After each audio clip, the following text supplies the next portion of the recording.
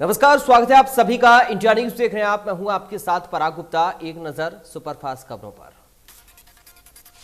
UP विधानसभा चुनाव में BJP को प्रचंड जीत मिलने के बाद अब सूबे के मुखिया योगी आदित्यनाथ आज दिल्ली में पीएम मोदी और जेपी नड्डा से मिलेंगे। इस मुलाकात का उद्देश्य यूपी में गठित होने वाली नई सरकार के शपथ ग्रहण समारोह में दोनों नेताओं को आमंत्रित करना है।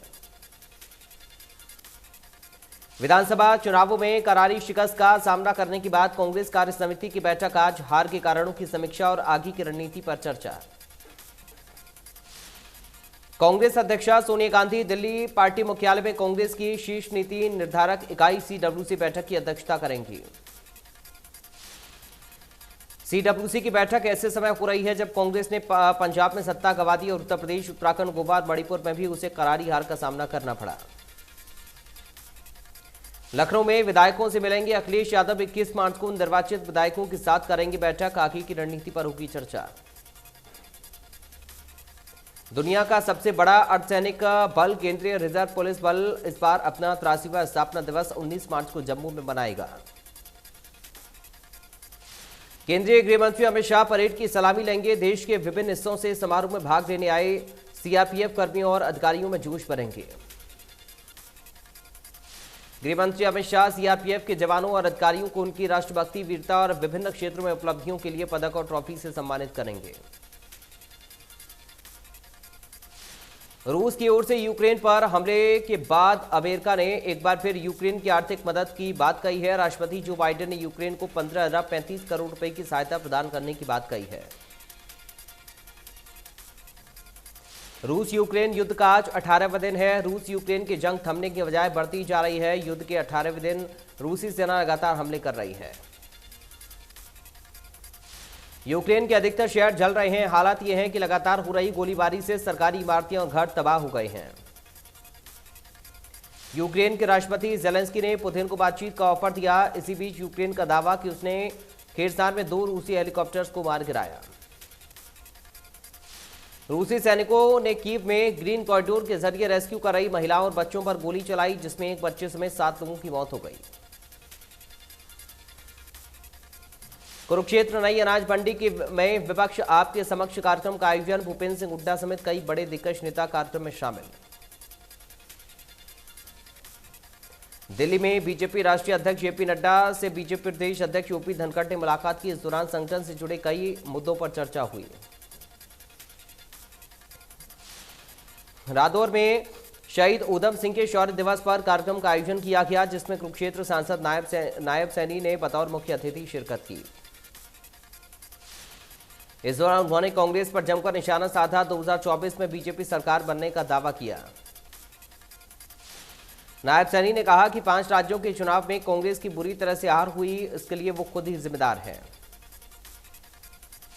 गरीबी हटाओ को नारा देने वाली पार्टी 55 साल के कार्यकाल में भी गरीबी नहीं हटा सकी, तो अब गरीबों ने ही कांग्रेस को हटाना शुरू कर दिया है। नायब सिंह सैनी ने कहा कि 2022 के चुनाव में बीजेपी को लोगों का जो साथ मिला, ये संकेत है कि 2024 में एक बार फिर बीजेपी सत्ता में वापसी करेगी। आयुष मंत्रालय के तहत मोरारजी देसाई राष्ट्रीय योग संस्थान में योग महोत्सव 2022 का आयोजन किया गया, जो विश्व भर में 13 मार्च 2022 से 21 जून 2022 के बीच 100 दिन 100 शहरों और 100 संगठनों तक चलाया जाएगा। इस दौरान केंद्रीय आयुष और बंदरगाह, जहाजरानी और जलमार्ग मंत्री श्री सर्बानंद सोनोवाल अंतर्राष्ट्रीय योग दिवस 2022 के आरंभ होने के उपलक्ष्य में इस कार्यक्रम का उद्घाटन किया। उद्घाटन सत्र में केंद्रीय श्रम एवं रोजगार और पर्यावरण एवं वन मंत्री भूपेंद्र यादव, हरियाणा के मुख्यमंत्री मनोहर लाल, सिक्किम के मुख्यमंत्री प्रेम सिंह तमांग मौजूद रहे। इस आयोजन का मूल उद्देश्य योग के विभिन्न आयामों और इसकी उपयोगिता को व्यापक रूप से प्रचारित और प्रसारित करना है। फरीदाबाद में आईएमटी इंडस्ट्रीज की तरफ से एक्सपो मेला आयोजित किया गया, जिसमें शुभारंभ पर केंद्रीय राज्य मंत्री कृष्णपाल गुर्जर और परिवहन मंत्री मूलचंद शर्मा पहुंचे। रिबन काटकर मेले का उद्घाटन किया। झज्जर में सीताराम गेट क्षेत्र में होली मिलन समारोह का कार्यक्रम का आयोजन किया गया। उन्होंने कहा कि झज्जर जिले के विकास का खाका खींच चुका है और जल्द ही धरातल पर भी देखने को मिलेगा। सांसद के अनुसार साउथ हरियाणा रेलवे कॉरिडोर के निर्माण होने के बाद झज्जर दिल्ली से जुड़ जाएगा। बाड़सा एम्स में भी सभी ओपीडी जल्द शुरू होगी।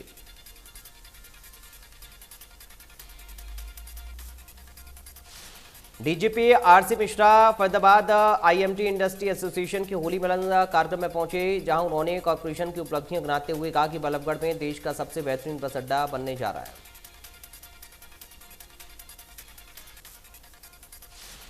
फरीदाबाद पुलिस हाउसिंग कॉर्पोरेशन के डीजीपी आरसी मिश्रा का ये कहना है कि कॉर्पोरेशन निर्माण क्षेत्र में बेहतरीन काम कर रहा है। प्रदेश में कॉर्पोरेशन की तरफ से कई थाने चौकियों को निर्माण कराया गया है। नूह में मॉडल जेल बनाई गई है, जिसकी हर जगह तारीफ हो रही है।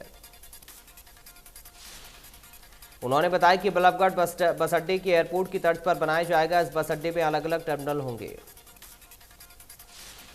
आरसी मिश्रा का ये कहना है कि पुलिस हाउसिंग कॉर्पोरेशन यूनिवर्सिटी का भी निर्माण करेगा। इसके अलावा उन्होंने कहा कि पंचकुला में 112 सेवा की बिल्डिंग भी कॉर्पोरेशन द्वारा ही बनाई गई है। बल्लभगढ़ के सेक्टर 65 में से लगते हुए इलाके में घर के अंदर अजगर निकलने से हड़कंप मच गया। स्थानीय लोगों ने पुलिस की मदद लेकर वाइल्ड लाइफ टीम से रेस्क्यू करवाया। अजगर की लंबाई लगभग 7 से 8 फुट बताई जा रही है। अजगर घर के अंदर से उड़ता हुआ बाथरूम की टूटी के ऊपर जा चढ़ा है। पलवल में सीएम फ्लाइंग की टीम ने एक्साइज विभाग, सीआईडी और पुलिस के साथ मिलकर रेलवे स्टेशन के पास कैलाश नगर में अवैध रूप से चल रहे अहाते पर छापेमार कार्रवाई की। इस दौरान टीम ने मौके से शराब पी रहे 12 लोगों और अहाते संचालक को हिरासत में लिया। एक्साइज विभाग के इंस्पेक्टर ने बताया कि सीएम फ्लाइंग की टीम को सूचना मिली थी कैलाश नगर में शराब के ठेके के पास चिकन कॉर्नर चल रहा है, जिसमें लोगों को अवैध रूप से शराब पिलाने का काम किया जा रहा। सूचना के आधार पर टीम ने एक्साइज विभाग, सीआईडी और पुलिस के साथ मिलकर संयुक्त छापेमारी की। टीम ने जब चिकन कॉर्नर के संचालक से कागजात मांगे तो किसी तरह के कागजात नहीं पेश कर पाया। सोनीपत में लिपिक पर रिकॉर्ड चोरी करने का आरोप लगा है। पुलिस ने आरोपी के खिलाफ केस दर्ज किया। आरोपी लिपिक चीनी मिल में काम करता था। आरोपी के साथी ने रिकॉर्ड उपलब्ध करवाने की बात कबूली। दस्तावेजों को देखकर मिल प्रबंधन के होश उड़े। प्रबंधन ने एसपी कार्यालय में शिकायत दी।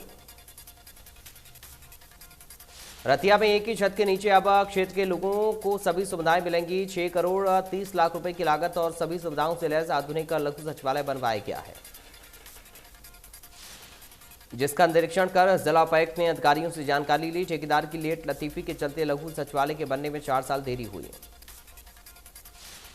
2016 में लघु सचिवालय की आधारशिला रखी गई और 2 साल के अंदर इसे बनाकर दिया जाना था, लेकिन ठेकेदार की लेट लतीफी के चलते ये 6 साल में बना,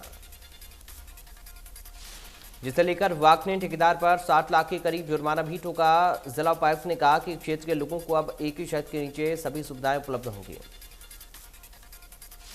लोगों को कामकाज के लिए अलग अलग दफ्तरों में चक्कर नहीं काटने पड़ेंगे। जल्दी इसका उद्घाटन किया जाएगा।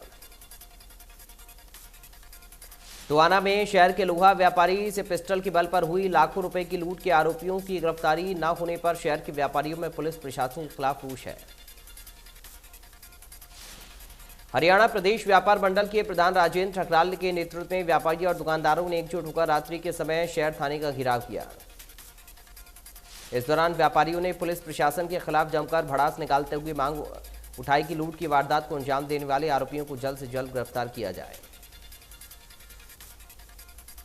पलवल के नायक परिसर में आज राष्ट्रीय लोक अदालत का आयोजन किया गया। राष्ट्रीय लोक अदालत में आधिकारिक केसों के निपटान के लिए विभिन्न बेंचों का गठन किया गया है।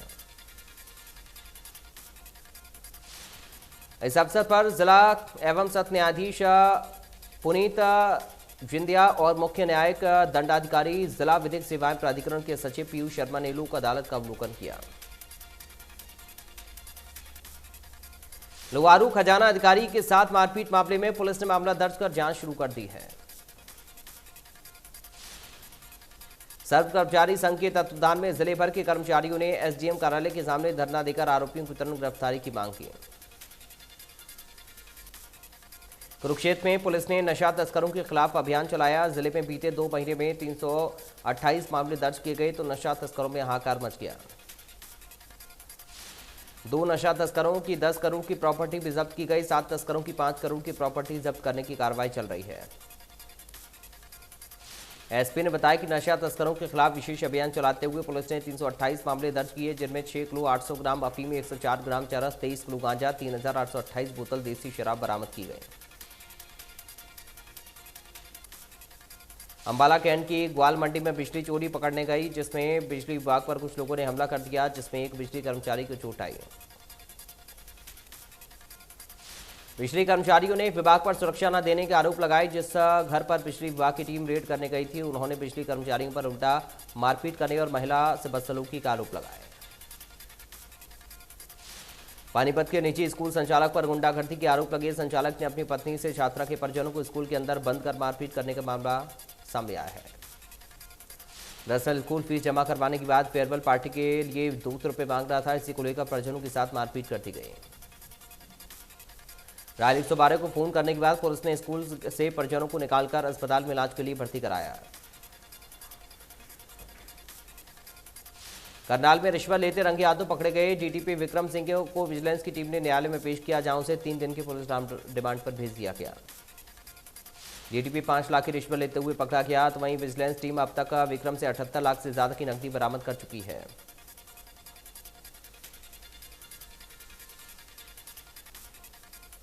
बहादुरगढ़ में एक बार फिर से खाकी पर दाग लगा। विजिलेंस ने रिश्वतखोर 2 पुलिस वाले गिरफ्तार किए। गिरफ्तार पुलिसकर्मियों में एक महिला। बहादुरगढ़ के शहर थाने में कार्यरत महिला पुलिसकर्मी को 5000 की रिश्वत देते हुए विजिलेंस की टीम ने गिरफ्तार किया।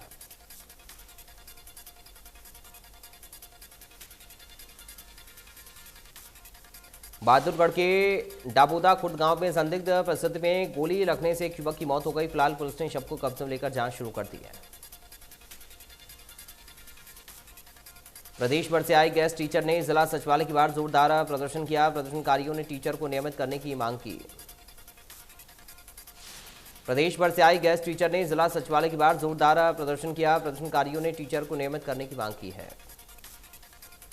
रेवाड़ी में मंदिर चंदे विवाद के चलते युवक पर फायरिंग कर घायल करने वाले आरोपी 4 दिन बाद भी पुलिस की गिरफ्त से बाहर। गांव का सरपंच मुख्य आरोपी, पुलिस ने कहा जल्द होगी गिरफ्तारी।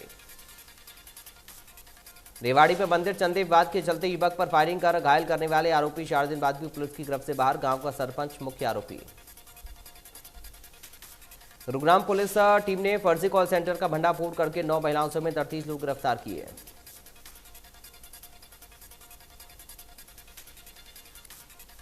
गुरुग्राम फर्जी कॉल सेंटर पर पुलिस स्टेशन के एसएचओ ने कहा कि 1,70,000 रुपये, 27 लैपटॉप, 44 मोबाइल बरामद किए गए। पूछताछ में पता चला कि ये लोग चाइनीज लोन ऐप के लिए रिकवरी का काम करते थे। लोहारू के बहल गांव में बीआरसीएम संस्थान में 14 से 16 मार्च तक अखिल भारतीय फ्री स्टाइल महिला कुश्ती प्रतियोगिता का आयोजन होगा। 3 दिन तक चलने वाले मुकाबलों में देश के कोने कोने से 100 यूनिवर्सिटी से करीब 800 महिला पहलवान अपना दमखम दिखाएंगी। चौथे बंसीलाल यूनिवर्सिटी की ओर से दूसरी बार अखिल भारतीय कुश्ती दंगल का आयोजन किया जाएगा। सीबीएलयू के खेल निदेशक ने तैयारियों का जायजा लिया। बताया गया कि फ्री स्टाइल कुश्ती प्रतियोगिता में 17 से 26 आयु वर्ग के महिला खिलाड़ियों के दांव पेच देखने को मिलेंगे।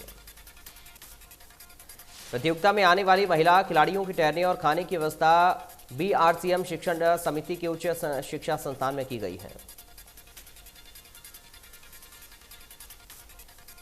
होली का त्यौहार बेहद करीब है। ऐसे में बल्लभगढ़ शहर में रंगों की दुकान सजनी शुरू हो गई है। दुकानों पर तरह तरह की और खास तरह के आइटम देखने को मिल रहे हैं।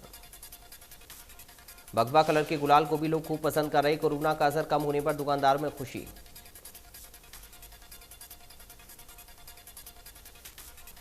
रेवाड़ी में पूर्व 9 सैनिकों ने चंदन का तिलक लगाकर फूलों से होली मिलन का पावन त्यौहार मनाया और लोगों को संदेश दिया कि केमिकल रंगों का प्रयोग ना करें। देश में थमी कोरोना की रफ्तार। 24 घंटे में 3116 नए मामलों की पुष्टि, 37 की मौत। माफ कीजिएगा, 47 मरीजों ने गंवाई जान। हरियाणा में थमी कोरोना की रफ्तार। एक दिन में 112 नए मामलों की पुष्टि, एक मरीज ने तोड़ा दम। जम्मू कश्मीर के कुपवाड़ा में सुरक्षा बलों और आतंकी के बीच मुठभेड़ चल रही। सुरक्षा बलों ने कार्रवाई करते हुए एक आतंकी को ढेर कर दिया। हजारों फीट की ऊंचाई पर हिमालय में कबड्डी खेलते हुए भारत तिब्बत सीमा पुलिस के जवानों का वीडियो सामने आया है। तापमान 0 डिग्री से कम और बर्फ की चादर से ढकी भूमि पर जवानों को कबड्डी खेलते देखना खूब रोचक लग रहा है। करीब 1.5 मिनट के वीडियो में देख सकते हैं कि ऊंचे पहाड़ों से गिरी धरती पर जवान मजे से कबड्डी खेल रहे हैं। दिल्ली के इंदिरा गांधी इंटरनेशनल एयरपोर्ट को लगातार चौथे साल एशिया प्रांत में साइज और रीजन द्वारा सर्वश्रेष्ठ हवाई अड्डा घोषित किया गया है। प्रमुख क्रिप्टो करेंसी की कीमतों में उतार चढ़ाव देखने को मिल रहा। बिटकॉइन 0.61% की बढ़त के साथ 31.20 लाख रुपए पर कारोबार कर रहा है। भारत और श्रीलंका के बीच बेंगलुरु में डे नाइट टेस्ट मैच खेला जा रहा। पहले दिन के खेल में एक बड़ा दिलचस्प वाकया देखने को मिला।